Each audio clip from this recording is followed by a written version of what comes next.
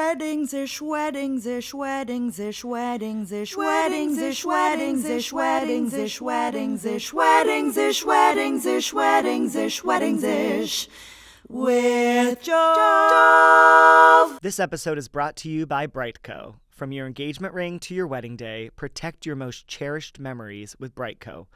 Visit bright.co/Jove for a fast, free quote today and unlock peace of mind knowing you're covered. Well, hello, and thank you so much for tuning in to Weddings-ish with Jove, a podcast all about love, joy, and weddings-ish with a special guest each episode.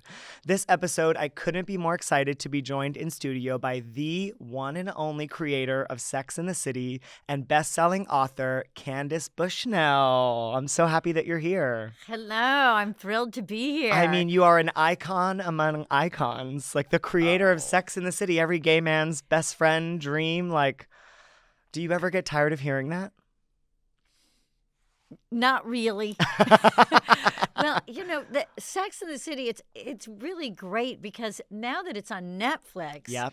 it feels like it's bigger than ever Than it was before. Oh, really? Yes, because, you know, so many people have Netflix. Yep. Although Netflix is not actually worldwide. Oh, I didn't know that. I thought it was everywhere. No, because Oh. it is everywhere. Sure. But Sex and the City is not everywhere because I was just in Oh, Switzerland. and you couldn't find it? And, you know, I was with some girlfriends and we were like, hey, let's watch some Sex and the City. And we did the casting on Netflix and it wasn't And you couldn't get it. No. Well, that's annoying. But you know, So you it just was- get a VPN and you can bypass the whole thing.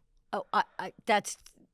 Too far. That Too sounds- far for you? That sounds too complicated. I mean, the fact that I can even cast Netflix makes me feel so good about myself. As it But- should. But you have a lot to be feeling good about yourself. I'm just going to read the stats because I'm blown away at sort of the breadth and the width of this and your career, which we're going to dive into. But you started with a column from 1994 to 96, which Yes. then became a book in 96. Sex and the City came out in 98 for 6 seasons, 94 episodes that went all the way until 2004, then 2 movies in 2008 and 2010. You didn't stop there. Then the Carrie Diaries, which was the prequel to Sex and the City, 2013 and 14, a little break, and then in Just Like That in 2021. That is the journey, the arc of Sex and the City. Yes, it's huge, It's actually. huge. It's And to huge. boot, 7 Emmys, 8 Golden Globes, and 3 Screen Actors Guild Awards. It's incredible. I mean, it's It really... is. Could you have But- imagined when you moved to New York City in the 70s that this is the way your life would go? No, but I always thought that I would do something big. Okay. Ever since I was actually a little girl. Okay. I dreamed of doing something big, of being a writer Mhm. and somehow making an impact. Yep. And my goal was really always a feminist one. Okay. Which was to tell women that they did not have to look at their lives the way that society Was told telling them. you. Yeah. To be a wife, You know, to be a mother. wife and mother, Yep. and, you know, to center your life around men. Yep. And that, you know, I mean, I grew up in the 60s, so the sexist messages were really, really strong. and ingrained from a young age. Yes. Yeah. And they were, you know, very black and white messages. Good you and know, bad. That, you know, women didn't do this, but it was also that women didn't think this way. Mm. And I knew that none of this was true. Yeah. You know, Like little innately, or did you discover it slowly? girls, I just knew it innately. You knew it. Yeah. And you know, when I was a kid, I was like a mini Gloria Steinem. I love that. And I was determined, you know, to do something. Yeah. But I didn't know that What? it would be Sex and the City. I Yeah. didn't know what it would be. And also the reality is with something like Sex and the City, it's, you know, it's not just one person. Yeah. It starts with one person, but it continues on Yeah. with, you know, so many different people. Of course. And so many different people have contributed. Yeah. And keep it going. Yeah. And that's actually one of the wonderful aspects is that so many talented people wanted to work on it. On the project. Yes. From the jump, like from the beginning? Well, yes, from the TV show. Yeah. I would say. So that was, and it was so excited. People were so excited about doing it because it was different. It was fresh. On HBO. Yeah. It was fresh. It was new. And there was a freedom in doing it as well. Yeah. I know for Darren Star, Sure. who was the producer, because he had just done a show on CBS. Okay. And somehow it didn't come out the way he wanted it to. And so he really wanted to go to HBO. To go to a different direction. Yes. Because HBO's always been the edgier of the network, so it felt like probably the best place for this kind of a show Yes. to live. And it was actually one of HBO's first shows. Oh, I didn't know that. Yes. They had Wow. Arliss, they had something else, and Sex and the City. So they were a baby and then network. Then they had The Sopranos. Got it. Oh, wow. Well, no, they actually were just doing sports. It was pay-per-view Oh. sports. Oh, I didn't know so that. they had a huge male audience. Sure. But that's not your audience for Sex and the City, typically, I would guess. Gay men for No, sure, but But interestingly, the New York Observer, where Sex and the City was first published, Yeah. had a largely male audience. okay. So straight men were always Curious, interested. Well, they get in to Sex see and the City. inside the mind of a straight woman and what they're Yes. thinking and what they're wanting in their dating life. So I'm sure there was like some study that's happening there Yes. from the man to the woman's perspective. Yes, and then of course there were other men who were like, "No, women are like this. Yes. They Yeah. have sex with too many men." Yeah. How dare they have freedom? Exactly. Yeah. So So- when did you moved to New York in the 70s? I moved to New York in the late 70s, Okay. and I actually am doing a one-woman show. About that? Well, it's called True Tales of Sex, Success, and Sex in the City. Okay. So it's my life story mixed Wow. with the origin story of Sex in the City. Which are one and the same in many ways. Yes, in some ways. Yeah. There's definitely a lot of crossover Sure. and overlap. Yep. And one of the things that we do in the show is we play this little game called Real or Not Real, because Okay. there are so many things that happened on the TV show Yeah. that happened in my real life, but Sure. they're better or worse. Got it. And a lot of it has to do with like some of the men who Carrie dated. Uh-huh. So Are like real men in your life. yes, they were real men in my life, but they were kind of better or worse. Never Got it. as attractive Sure. as those the cast as on the TV. actors Isn't who that life played the men. generally? But yes, It's such a it is. wild world. So you moved here in the late 70s, but I you moved in the late didn't 70s. start the column till the late 90s. So there's a nice No, 20 till year, it was 15 years. 15 years. So I published my first piece. It was called How to Act in a Disco. Okay. And this is all again in the one woman show yeah. at Sony Hall on May 16th. Yeah, it's so exciting.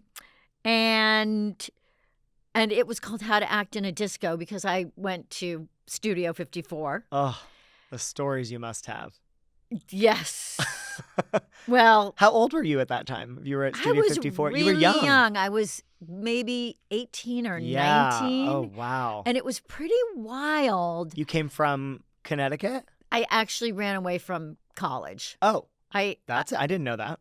Yes. Okay. I was going to Rice University Okay. in Houston, Texas. And you said, I don't want college or I don't want Houston. Or both. I just felt like it was time to begin my real life as Okay. a writer in New York City. Yeah.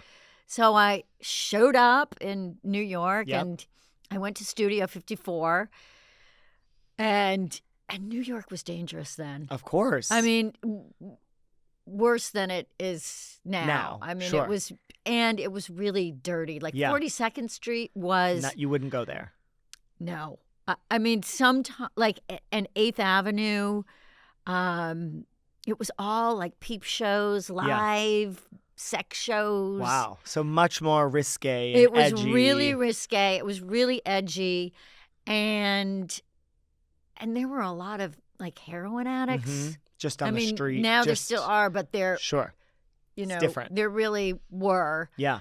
And yeah, I mean, it was overall, there was a real feeling of danger, Yeah, but in the air. also excitement. Of course, they kind of go hand in hand in a very twisted Yes. way. You know what I mean? Like it's very exciting that you might be in danger. Well, did you know that if there is an element of danger, that it really ups people's sexual attraction to each other? No. Yes, that's why on all of Oh. those shows like The Bachelor, they Yeah. always have them doing something scary. Got it. Because Like it zip elevates. lining or jumping out of a plane or, you know, going up along a bridge. Yeah. So that's one of the reasons. That's where that because- comes from. Yes. Oh, that's very interesting. In fact, I did jump out of a plane once. And it with a And- man or with a romantic partner, or did it just Well, I had the instructor was strapped you're attached to to the back. them? Yes. And when we landed, I was like, I would have sex with this guy right now. It was so exciting. I had a similar experience. I went skydiving once, and the instructor was like 6'4", an Australian, and built like a firefighter. And he's like, "You're just gonna," I'm not gonna do the accent, but he was like, "I'm just gonna hold you like a little baby." And I was like, Okay. no problem. Right. And then you get in this exactly. small plane, and I just like sat on his lap. And Oh, I was like, that's- I don't know where to put my hands. And I just like held his really big thighs. And I was like, I love skydiving, but now I know there's a correlation. I didn't know Yes. that. I just thought I was a horny teenager. Was really lucky. Maybe both. Maybe a mix of both. Okay, so you're here in the 70s. What is the first thing yes, you it was the started late writing? 70s. Late 70s, early 80s. I wrote this piece, How to Act in a Disco, Yeah. and then I started writing for women's magazines. Okay. And all in the 80s, I wrote for women's magazines, really the same topics that were Sex in the City. Oh, okay. But they were precursors Got it. to Sex Your in the warm City. up, we'll say. Yes. Yes. I mean, Was it the same lens or just a totally different voice? No, it was the same lens. Okay. It was really the same lens. And that was something that I developed in the 80s, was Mhm. writing about men, women, relationships, money, power, and sex, Yeah. and where they intersect. Yes. And it's fascinating because they intersect so much in Yes. every different area of life. Yes, exactly. So, and in fact, I had my Samantha. Mm-hmm. I would interview all of my girlfriends just like the way that I did for Sex and the City. And I had my Samantha. I think her name was Jennifer, Okay. and then maybe it was Susan, Yep. and then when we got to Sex and the City, it was Samantha. But she was a friend of mine who she knew everything about men. Yep. And she was always like, he's in. Yeah. Or he's out. Yeah. You So know, literally, were all of the women, Carrie is you, based on your life loosely, kind of loosely, a little bit loosely? Yes. Well, Carrie was really my alter ego. Okay. Which I created for certain reasons. Really because I didn't want my parents to know that I went to a sex club for Sex in the City. Wow. You So- went for research? You went for yourself? I went for the first column of Okay. Sex in the City. So it was work. Yes, it was work. Wow, that's amazing. And you didn't want your parents to know, so So I like a created this pseudonym. alter ego, Yes. Carrie Bradshaw. wow. But And where I did that think- name come from? It just came out of the blue. Yeah. I mean, I remember I was just sitting there and this name came to me. I am Carrie Bradshaw. Yeah, And it's so interesting how that name just stuck. literally. And it feels completely right. Like there couldn't be any other name other than Carrie Bradshaw. Exactly. So it So became that your really alter ego. came out Yeah. of the blue. Yes. Did you So- become Carrie Bradshaw? Did the two of you ever? I mean, I'm sure, and your one woman show will go into this, but like you're so knee deep in that world, but you're also a single woman living in New York City, like in the world of the world. Like they feel very intertwined. I had, it was things that I suppose I didn't want to kind of admit to myself. Okay. And so then that was Carrie Bradshaw. Yeah. And, when people read the book, they're like, she's kind of a bitch. And it's like, I just put in like all the bitchy parts of myself. Sure, that you maybe weren't showing to other people. Into Carrie Bradshaw. Yeah, I love that. Look, we all, behind closed doors. Yes. We all can be Of a little course. gossipy. 100, a little, a critical, lot. Of course. A little like. Of course. So that was a That was- part of it. And then Yes. the other girls, you said one The of them, other- well- Samantha, was a real friend. Yes, and Miranda was a real friend. Okay. But she was in the tech world. Okay. And she was actually, we used to go online. And I guess it was probably, it must have been like 1994 when you could first Dial go up. on the internet AOL. and dial up. Yes. AOL. and we were writing, again, bitchy things to people. Yes. And we got spammed. Yeah, no. And we were like, how do they know? How How do they know they it's found us? out? Oh my gosh. Well, people sent back comments like, Yeah. you guys shouldn't be so mean. Yeah. Blah, blah, blah. Yeah. But, so. And then what so that about was kinda Charlotte? fun. Where did Charlotte come from? Charlotte was actually a different character. Charlotte was originally an English journalist. Oh. And I think that's in the beginning of the book. It's an English journalist comes to New York and meets a guy, and they look at apartments, and she thinks he's going to be the love of her life, and he says that he will, and then he disappears. He basically ghosts her right from the jump. from, which was something that happened. Everyone has been ghosted. People act like, oh, it's a new thing now. Yeah. No, it's It's been been going around on for a long For a time. very long time. And then that character became Charlotte. Yeah. And became, Yeah. who the we know her Charlotte to that we be. know. So your column was for 2 years that you wrote it. Yes, I did it for 2 years. And that became the book. Yes, that became the book. But I sold it to be a book in probably 1995, after I'd written just maybe 4 or 5 columns. Wow. And then That's kind of incredible. yes, and then and I actually told Darren Starr, and it was probably 1995, that it was going to be a book, and he said, "Oh, I'm going to option it. I'll option it." Like Or right maybe away. it was 1996. But still, you had just started this column. I know you said you'd been writing a similar Yes. lens for a while, but the Sex and the City column you'd written 4 and then got a book deal, Yes. and then we're in talks with Darren. Well, I was doing a story on Darren Starr for Vogue magazine. Got it. So that's how how the two of you met. Yes, so that's how I Ah. met him, and we became great friends. Yeah. And then we had the same agent, but the reality is that a lot of people were interested in Sex and the City Sure. before I sold it to Darren, because Okay. people faxed it to their friends in You just LA. said faxed, the fax They- machine. yes, they Yeah. faxed it. So they would fax the column to their friends in LA, and Yeah. I started to get calls. And actually, HBO was interested really early on. Okay. ABC was interested. Okay. Like New Line, Fine Line. So all you these knew movie you had companies something because everybody wanted it. Yes, but I didn't pay that much attention to it. Okay. Because you were Because focused on writing, or you I was just focused on writing, and also that wasn't a time when, the mid-'90s was not a time when people were so enamored with television Okay. Like they are today. the way they are today. Sure. Now everybody is watching streaming and, TV shows are the new novels. But back then that wasn't, Got it. It didn't have the luster or the it shine. didn't have the luster. First of all, like nobody I knew in New York City even watched TV, because it. in the 80s, the reception was so bad. Yeah. You had the I mean, yes, antennas. there was cable. Sure. And, but cable was pretty expensive, Yeah. and people were stealing cable. Like your neighbor would have it, and then and you go through the wall. Yeah. somehow, right.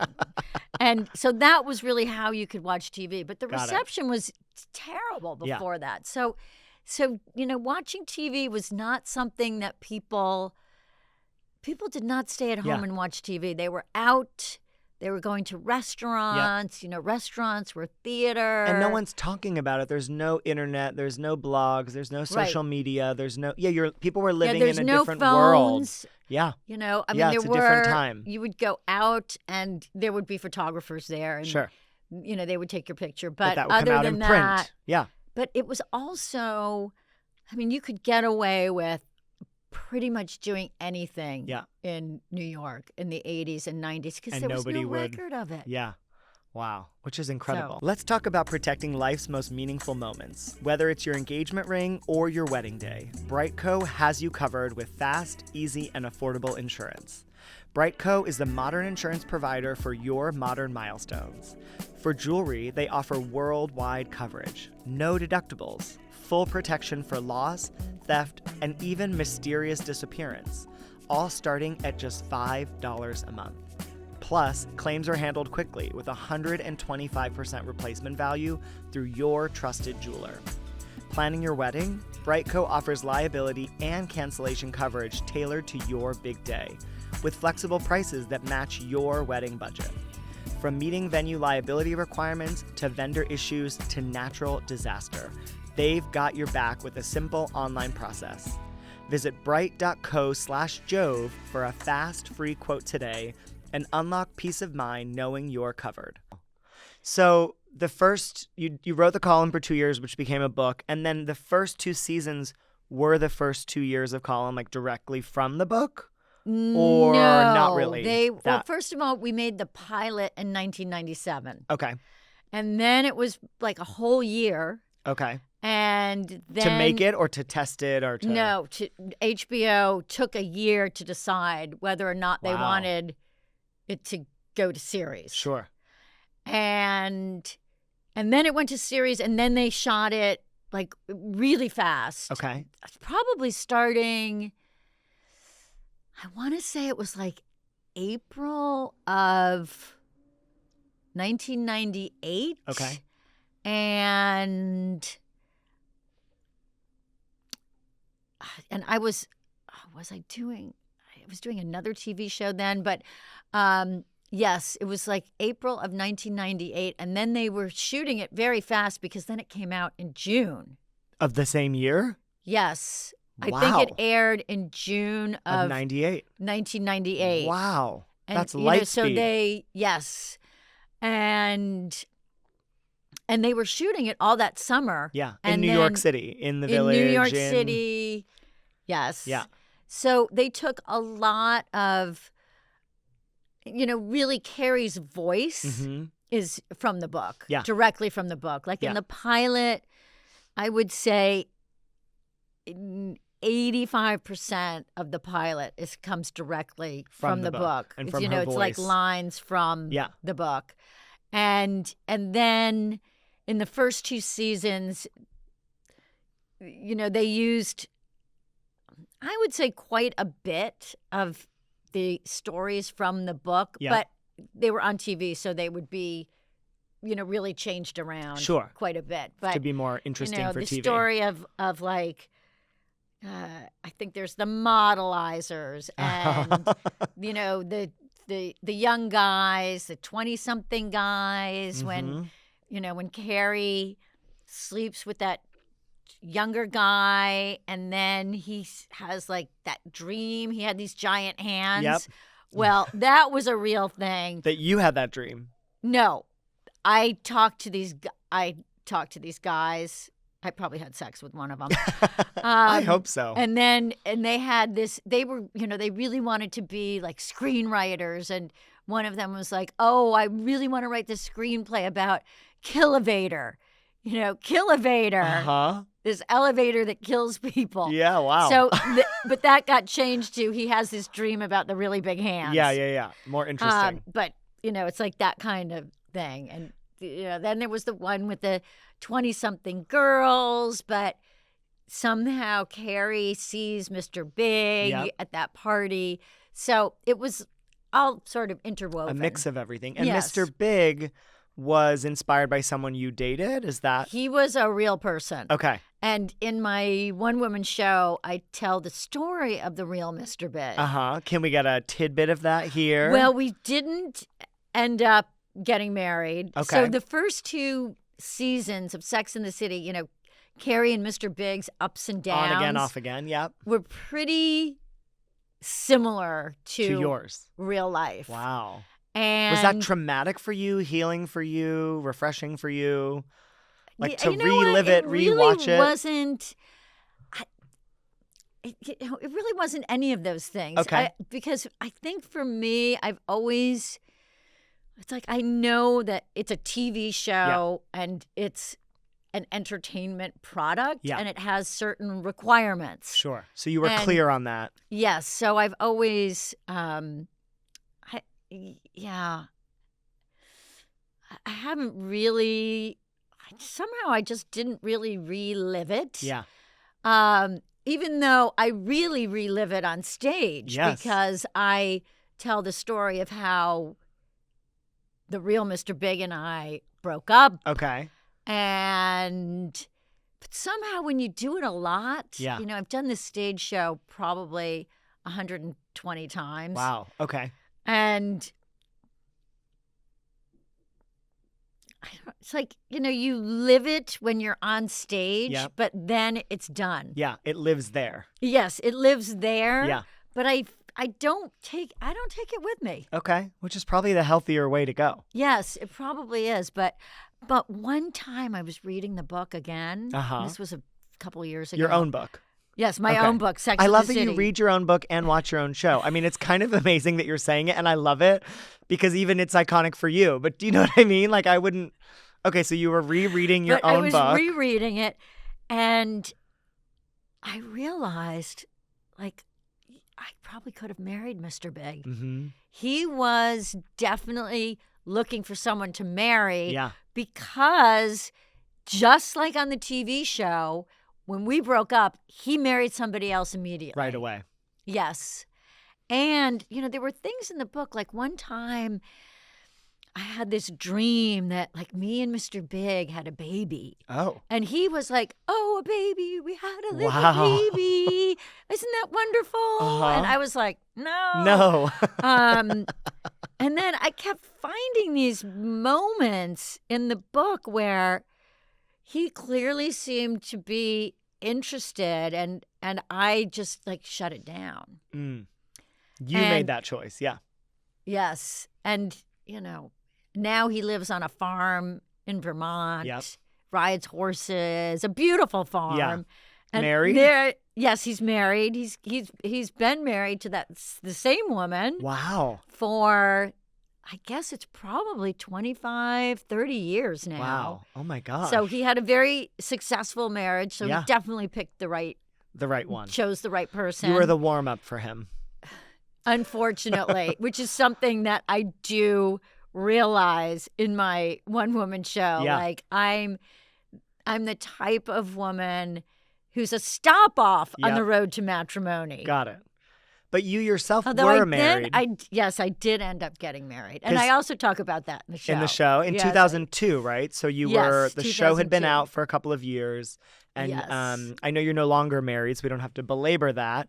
But where were you married? I got married in Nantucket. Oh, gorgeous! Is it a special place to you, or did it become a special place? Well, actually, I ended up getting married after 3 months of dating this guy. 3 months together, Yes, and you got married. we were 3 months together. He proposed, or you just decided to get married We just decided to get married. together? Yes. Wow. And it was his vacation Okay. because he was a principal dancer with New Okay. York City Ballet. So he had a limited window. So he had a limited window, and we were going to go to Nantucket. Uh-huh. And then we just said, well, why don't we just get married? No, after 3 months. Yes. And we Wow. got married. It did last, and it lasted for 10 years. Yeah. And you had a beautiful flower crown. I was looking at the image earlier. Yes, yes. And, you know, sometimes, like when I did post some pictures, I think, on TikTok Okay. of, our wedding day. Yeah. And somehow this song came up. Yeah. And I really felt kind of teary about it. Yes. The wedding, the marriage, or the end of the marriage, or all of it? Well, really like the wedding. Like, we were so happy. And, the wedding was on the cover of the style section. I didn't know that. Wow. Yes. Okay. Yes. There's a photo of him lifting me. Oh, wow. And I'm You're doing the like move? Yes, I'm doing a swan Oh, move. my God. And he lifted me. Wow. And this photographer captured it. So Wow. So the crazy thing was we decided to get married really quickly, and the New York Times covered it. Wow. And we had a very small wedding. I mean, Okay. I think there were Darren Star came. Like 50 people, 20 people? It was more like 20, 25. Okay. Great. 25 people. But I would also you say. had to tell people pretty short notice. Like if you decided quickly. Yes. So my parents came. Okay. His mother came. His grandmother came. My grandmother came. And somehow they all found accommodations in Nantucket Last in minute. July. Oh, peak season. Yes. Wow. And it was really fun. Yeah. And we got married on the beach. Okay. As you do, and gorgeous. Yes. And it was really pretty no fuss. Like I went to Ralph Lauren. For your dress? Yes. It And was I just, very clean, very minimal. yes. And got some shoes. Yep. And he went to, what was Tom Ford? Gucci. Uh-huh. Gucci. He got a Gucci suit. Yeah, very classic. And we just had simple you did platinum rings. Yep. And we did it. Did you write the most amazing vows as a writer? Did you feel... Actually, there was a woman who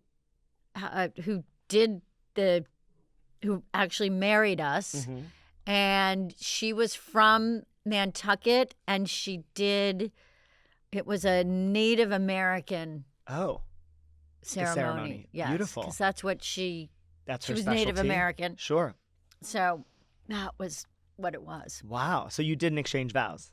You just did whatever her ceremony Oh, no, was. we did. We got it. exchanged it, Got it. typical. Yeah, but she did her But she did her, right. Wow, that's so amazing. And did it was- your wedding, or when you were in your wedding bliss, find its way into the show in some ways, in some moments, or was your personal life at that time separate from the show? It had taken on its own life. Well, Because you have a lot of Carrie weddings in Sex did- and the City. Yes, yes. But, Carrie did end up with Alexander Petrovsky. Yep. A ballet dancer. Yep, Okay, they yep, made him yep. an artist, but it was like, But that's what it was. Yes, Okay. exactly. Got it. And yeah, there were things that definitely crept in. Yeah. I would say, because I was really good. I'm still really good friends with Darren Star. Got it. So you're involved. And then Michael Patrick King once said to me, he was like, every time we can't think of what Carrie would do, we ask ourselves, what would Candace do? I mean, it's the right question. It's so different sweet. C, but it's the same, of course. Yes. And is your obsession with shoe why Carrie's obsessed with shoes? Because yes. when we met, you showed me your beautiful shoes, and then your wedding, you were talking about your shoes, and Carrie is known for her shoes, her Manolo Blahniks. Yes, the Manolos come from, although I'm pretty sure Sarah Jessica Parker, who's super, super fashionable. Yep. She was wearing Manolos anyway. Got it. But the Manolos were in the book. Yeah. It's one of the first lines of Got like, it. why are there so many great women in New York and no great guys to marry them? They work hard. They wear Manolos. And I was working for Vogue magazine. Got it. At the time. Yep. I had a column in Vogue. And so Manolo Blahniks were a very small, exclusive shoe brand. Got it. That, all of the chic editors We're wearing. I see. That was how Manolos got into the column. I mean, because it's such an iconic part of the show. Like they are synonymous with one another. Yes. And was there anyone else in mind other than Sarah Jessica Parker? Were you part of casting? Did you have any sort of purview into that? I probably had some say Yeah. over who would be cast, but I never exercised it. Yeah. Darren Star, he said, "What do you think about Sarah Jessica Parker?" Yeah. And I was like, "Oh my God, she's amazing." Yeah. And she also lives in New York City, Yeah. which is so important Mm-hmm. because she understands Yeah. New York Yeah. City. And she's been here for a while, so she and- understood the time that you were here. And she also smoked, yeah. I Which was so in smoked. vogue at that time. Yes. Yeah, everyone did. I feel like it was a thing. Yes. I think I knew like 2 people who didn't smoke. And they were the outsiders. They were, Exactly. It was like, you don't smoke? yeah, they That's felt so left weird. out inside when everyone went outside. Or I guess you could smoke inside. You could at smoke that inside. time. Yes. My God, how things have changed. So anyway, we went to see her in Once Upon a Mattress. Uh-huh. And then we went out, probably had a Cosmo. Yeah. And, she agreed to do it, which Yeah. was fantastic. Is that your favorite drink, or was that how Yes, did, I was because drinking Cosmos all the time, and Yeah. I still drink them. they're the best. I feel And- like they're making a big comeback. Yes. They've never gone away, but they've kind of had a quiet period. Yes. And I feel like there's a resurgence of them in a way that is so joyful. I think that's probably true. We had on my Yes. first date with my now fiance, but my then first date, we shared Cosmopolitans and talked about Sex in the City. And it was like, okay, well, this is going well. That's so fun. But it's got to be interesting for you to realize like what you've put on the map. You know what I mean? Like in the cultural zeitgeist of life, from like Manolos to Cosmos to like best friends and girls talking about guys and sex in a way that wasn't happening. Like there was nothing true, so yes. forward. Sex, like the word sex was the first word, and sex is so taboo. And even today, so like, I don't know, do you sometimes sort of think, wow, I was a part of that. I was a shift in the cultural thinking about sex and freedom and women and women's bodies, and that voice is so important. Do I think about it when people come up to me Sure. and say something about it. I Yeah. mean, it's usually after the show. Yeah. Because there's usually a meet and greet after Oh, how the show. fun.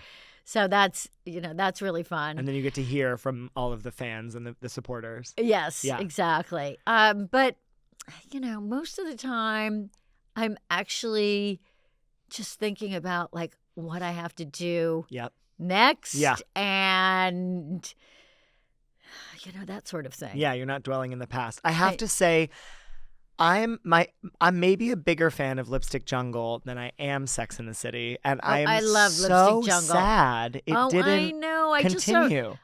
just saw Brooke last night too. Literally, I feel like it was so good. I know. That is, and I know for Brooke, that is also like a big regret for Yeah. her.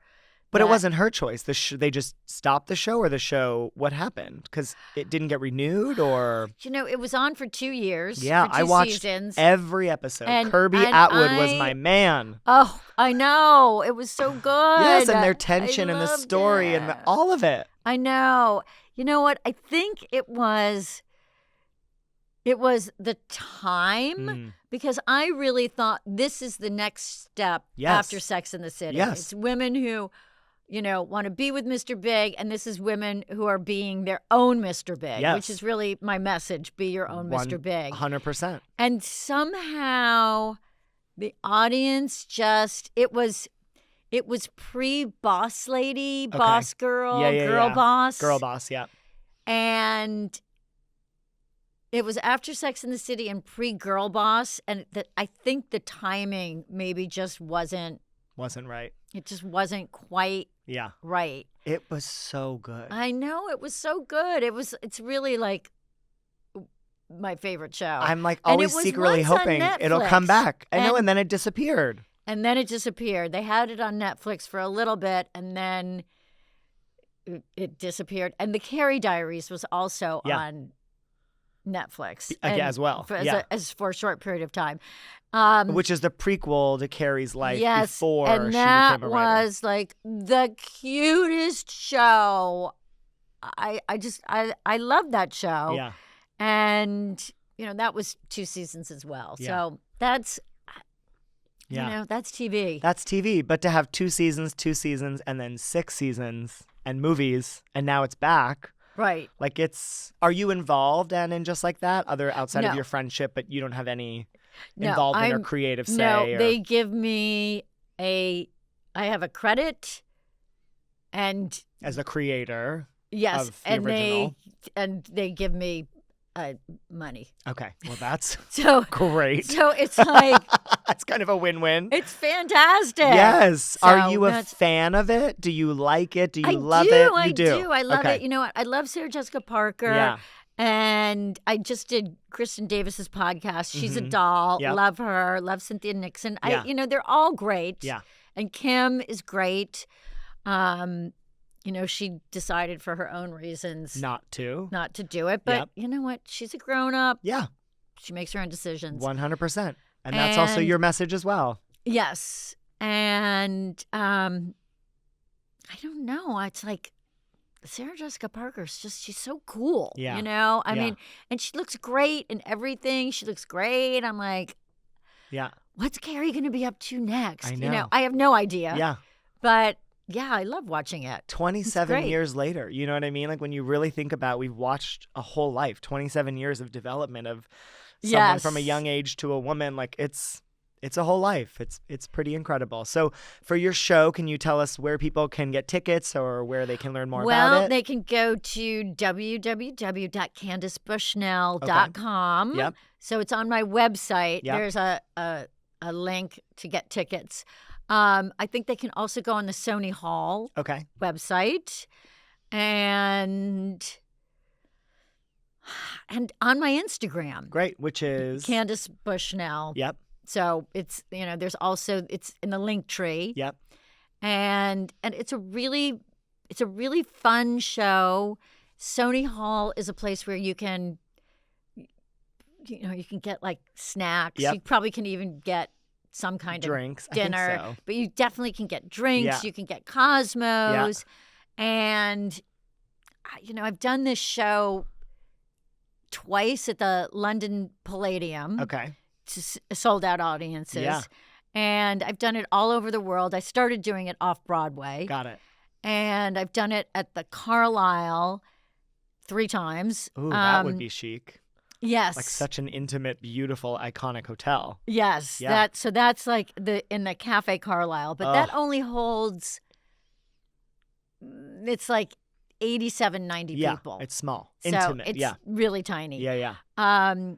But this is, a bigger. full stage, so it's So bring your it's friends, bring your fantastic. parents. If you're Yes. fans of any of your shows or just love storytelling, they should take a look. Yes, and people dress up Okay. and they wear their Manolos. they wear their Manolos or their fancy shoes, Yep. and they dress up, and it's a really, really fun show, and Good.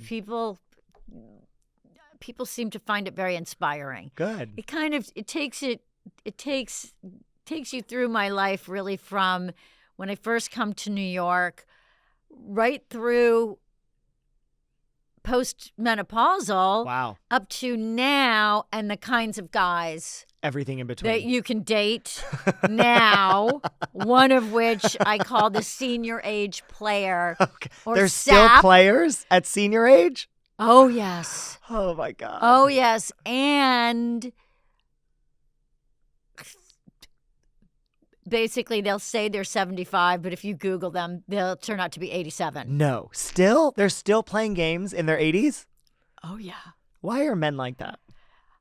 I don't know. You tell me. I don't know. But as I just was talking to one guy, and he was like, men are immature, and they never really change. They never grow up.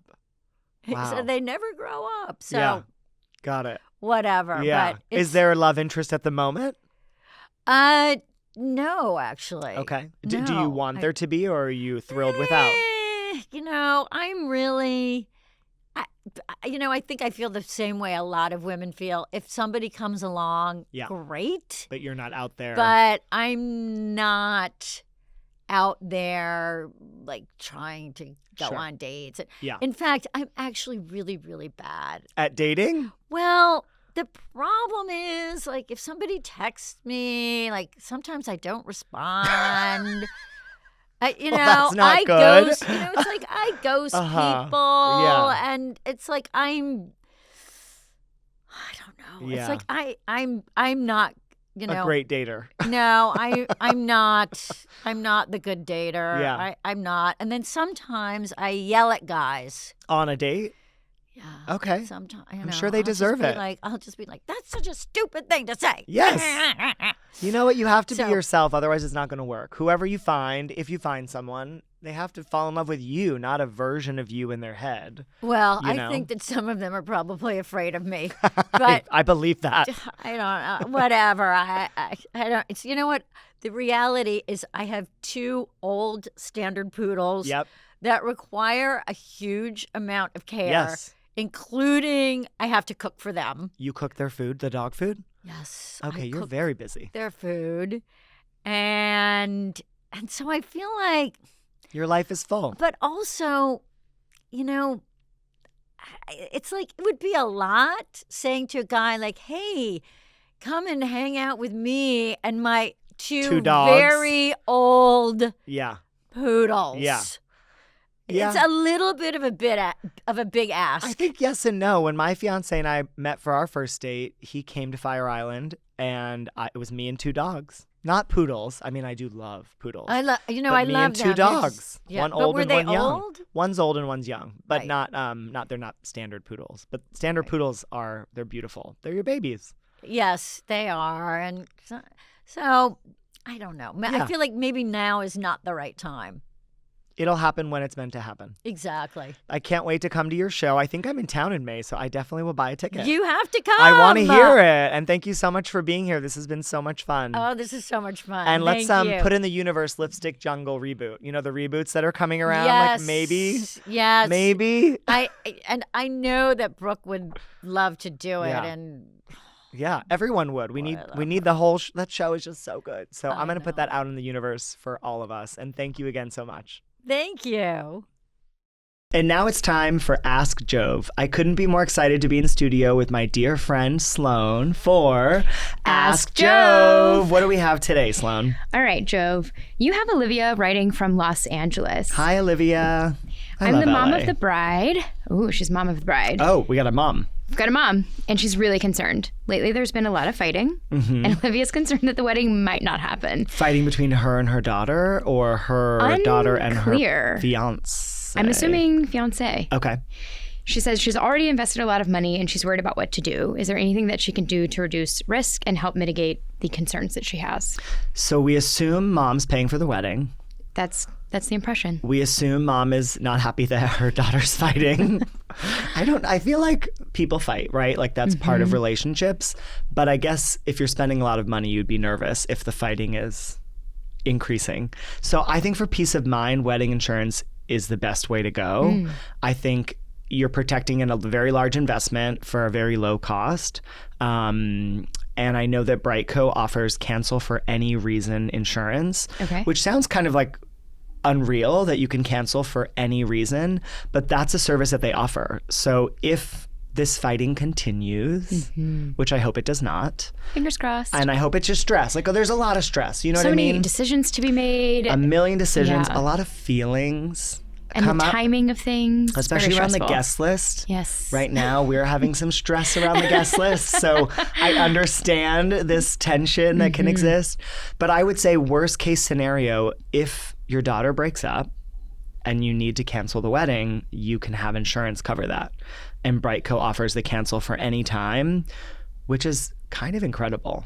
And that covers like any venue that you're Yeah. at, regardless. They'll cover for literally any reason. Like, you can cancel the wedding, and with this insurance, you're covered. So it's literally like peace of mind in a way that doesn't feel real, but is Yeah. important, and at like a low price. So to me, when couples come to us without insurance at the start of the planning process, the number one thing is like, you must get insurance. You must protect your investment. It's a sizable amount of money Yeah. that you have car insurance, you have home insurance. Like, why would you not have wedding insurance? So I hope they stop fighting, Yes. because it's not fun to fight. No, and Olivia, we want for you to have a great day Yeah, too. we want mom to have fun, but I understand why she's nervous. You know Yeah. what I mean? Like, as a parent, I would be nervous too. But I also wonder if they're those kind of people that like fight really hard and then they make up really Let's hope that's what hard. it is. Like that's what I want for her. I want them to be like those passionate people that then take it to the bedroom. But yeah, protect yourself, have peace of mind, and don't worry. It's all going to work out one way or the other. Regardless. Regardless. Yeah. Best of luck, Olivia. Good luck. Well, that's it for today, and wasn't that fun? This episode is brought to you by Brightco. From your engagement ring to your wedding day, protect your most cherished memories with Brightco. Visit bright.co/Jove for a fast, free quote today and unlock peace of mind knowing you're covered. Don't forget to send your questions. Again, any questions, send them our way to hi@jovemeyer.com and maybe I will answer them on air. If you can, send a voice memo. I love to hear your voice. Weddings-ish. Thank you again for listening or watching Weddings-ish with Jove. If you liked today's episode, please subscribe and leave a review on iTunes, Spotify, YouTube, or wherever you get your podcasts. We're also super grateful to Mel Flannery for the music on the podcast. She created, produced, and designed all of the music. And don't forget, you can watch Weddings-ish with Jove on Love Stories TV, YouTube, or streaming TV channel. Visit lovestoriestv.com/live for the list of streaming apps. Weddings-ish. Weddings-ish.